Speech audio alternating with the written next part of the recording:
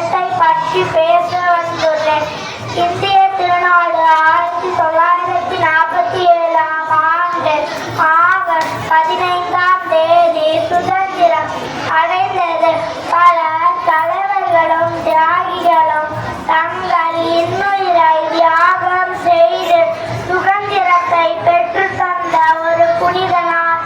பாலகங்காதர திலகர், மகாத்மா காந்தி, நேதாஜி, வேலுநாச்சியார், பாரதியார், வ.உ.சி. போன்ற பல தலைவர்கள் இந்திய சுதந்திரத்திற்காக பாடுபட்டார்கள்.